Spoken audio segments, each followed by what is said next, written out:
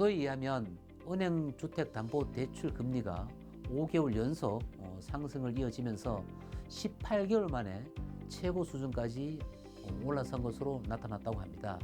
이는 2019년 7월 이후 기준으로 볼 때 가장 높은 수치인데요. 문제는 금리가 오르고 있는 가운데도 이제 은행권의 가계대출 규모가 지난달 기준으로 1,000조가 넘어섰다는 데 있습니다. 이유를 보니까 코로나19에 따른 생활자금 수요와 부동산이나 주택 투자를 위한 연끌 또는 비투 수요가 같이 겹치는 영향으로 이렇게 규모가 크게 증가한 것으로 보여집니다.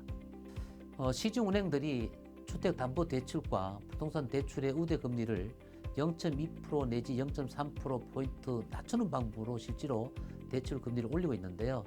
시장 금리에 영향을 미치고 있는 주요 선행 이런 자료들이 금리가 계속 오르기 때문에 앞으로도 금리 상승이 계속될 가능성이 크다는 데 있습니다.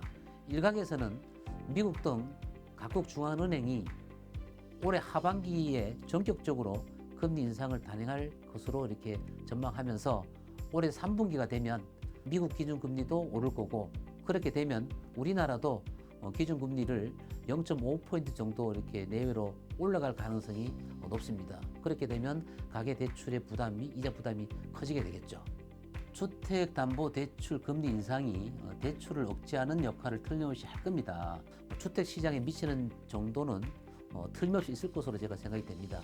다만 정부가 그동안에 대출 규제를 이미 강하게 하고 왔기 때문에 실질적으로 시장의 매수 수요를 억제하는 효과는 그래 크지는 않고요. 그거보다는 최근에 이래 진행되고 있는 이런 그 주택 가격이 높아진 거, 그리고 결론적으로 정부의 이런 주택 공급 대책이 얼마나 원활하게 이루어지는지, 뭐 이런 것들이 실질적으로 매수 의사 결정에 영향을 미치게 됩니다.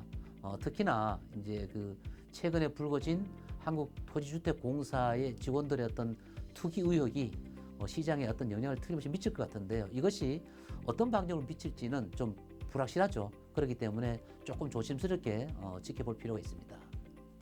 이제 정부가 그동안 강력한 주택담보대출 비율이라고 하는 LTV나 총부채 상환 비율인 DTI를 이제 규제를 계속 해왔기 때문에 대출 금리가 실제 가계에 미치는 영향은 그래 크지 않을 수 있습니다. 대출 금리 인상으로 대출자들이 이미 이자 부담이 좀 커지는 것은 이제 틀림없을 것인데, 특히나 이제 소득 수준에 비해서 무리하게 대출을 받아서 내 집을 마련한 소위 연끌 쪽이라 그러는데, 이분들은 좀 타격을 좀 받을 수가 있습니다.